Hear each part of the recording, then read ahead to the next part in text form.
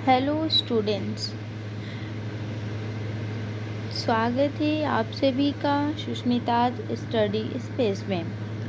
आज की वीडियो में हम टेंस पढ़ने जा रहे हैं। जैसा कि हम सभी को पता है कि टेंस के 3 टाइप्स होते हैं, जिसमें present tense, past tense and future tense.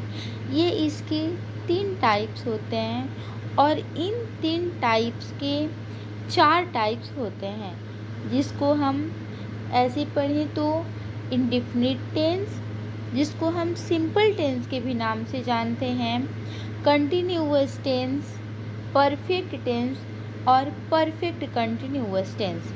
ये 4 टाइप होते हैं। तो हमने अभी पढ़ा कि टेंस के 3 टाइप्स होते हैं।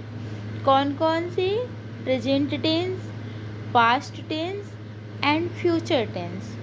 और इन 3 टेंस के ईच टेंस के 4 टाइप्स होते हैं, जिनको बोलते हैं इंडेफिनिट टेंस या फिर simple tense, continuous tense, perfect tense and perfect continuous tense. अब हम एक एक करके इस सेंटेंस को पहचानने का नियम समझेंगे और हिंदी से इंग्लिश में ट्रांसलेट करने का फॉर्मूला समझेंगे। तो सबसे पहले आते हैं प्रेजेंट इंडेफिनिट टेंस को, जिसमें प्रेजेंट टेंस में इसको पहचानने का नियम, अगर आपके सामने जिस तरह का वाक्य दिया गया है, जैसे वह जाता है, तुम पढ़ते हो, राम खाता है, सीता आती है, अगर इस तरह का वाक्य रहे तो वह प्रेजेंट इंडेफिनिट टेंस में आएगा। अगर इसको हमें हिंदी से इंग्लिश में ट्रांसलेट करना है तो इसका फॉर्मूला होता है सब्जेक्ट प्लस V1, यानी यहाँ पे वर्ब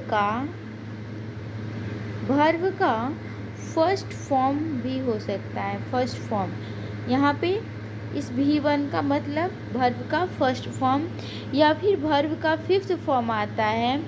और अगर ऑब्जेक्ट है दिए गए हिंदी की सेंटेंस में, अगर ऑब्जेक्ट दिया गया है तो हम ऑब्जेक्ट भी लगाएंगे। तो ये इसका फॉर्मूला होता है। आगे चलते हैं पास्ट टेंस।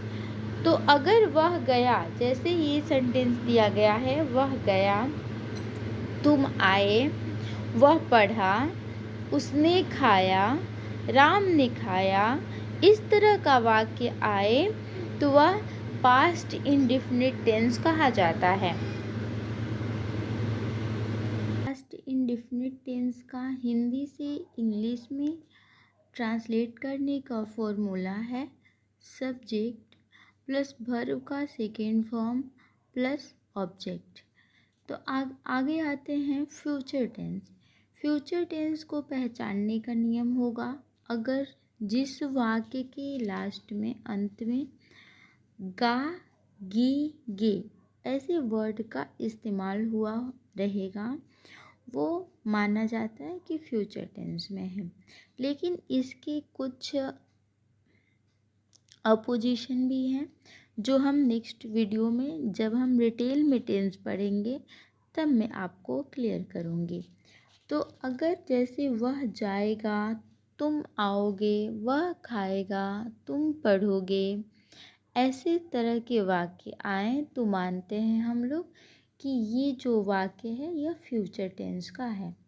अगर हमें हिंदी से इंग्लिश में फ्यूचर इंडेफिनिट टेंस को हिंदी से इंग्लिश में ट्रांसलेट करना हो तो इसका फॉर्मूला होता है सब्जेक्ट प्लस सेल या फिर will according to subject.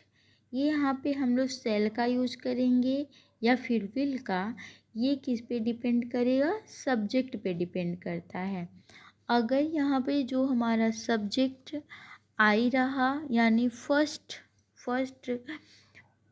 Person रहा, तो यहाँ पे हम लोग सेल का यूज करेंगे।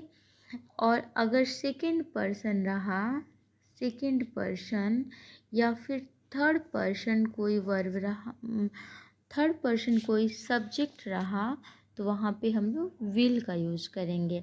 और शैल और विल के साथ ऑलवेज वर्ब की फर्स्ट फॉर्म का यूज किया जाता है, याद रखेंगे।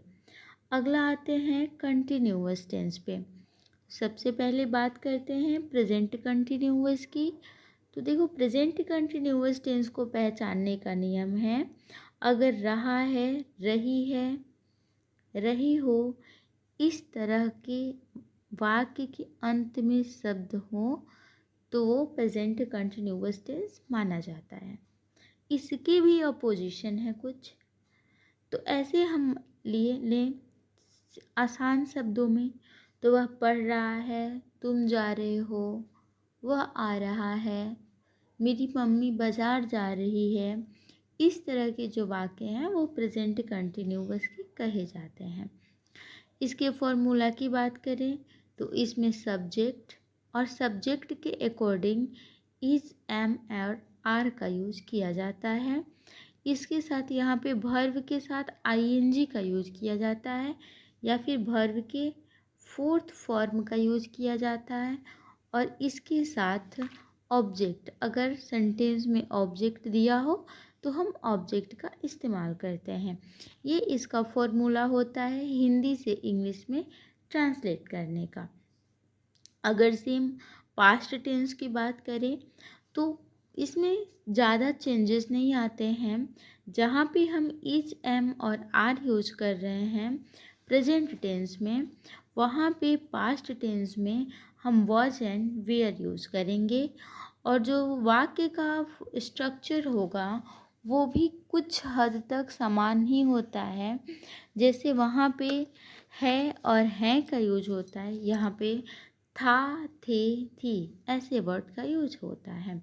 तो बात करें पास्ट कंटिन्यूअस टेंस को हिंदी से इंग्लिश में ट्रांसलेट करने की, तो इसका जो फॉर्मूला होता है वो होता है subject plus was and were, इसके साथ वर्ब का आईएनजी फॉर्म एंड ऑब्जेक्ट।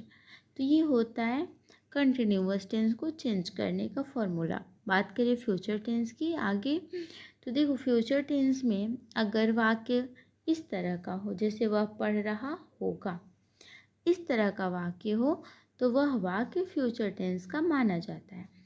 यहाँ पे अगर हिंदी से इंग्लिश में इसको ट्रांसलेट करना हो तो सब्जेक्ट प्लस शैल और विल प्लस वर्ब का आईएनजी फॉर्म एंड ऑब्जेक्ट, ये फॉर्मूला होता है हिंदी से इंग्लिश में ट्रांसलेट करने का फ्यूचर कंटिन्यूअस टेंस को। तो आज की वीडियो में इतना ही। नेक्स्ट वीडियो में हम परफेक्ट टेंस और इसके बाद परफेक्ट कंटिन्यूअस टेंस के बारे में पढ़ेंगे। तो मिलते हैं जल्दी नई वीडियो के साथ। Thanks for watching. तब तक वीडियो अच्छी लगी हो तो इसे लाइक ज़रूर करें, शेयर ज़्यादा से ज़्यादा करें और सब्सक्राइब करना बिल्कुल ना भूलें। Thanks for watching.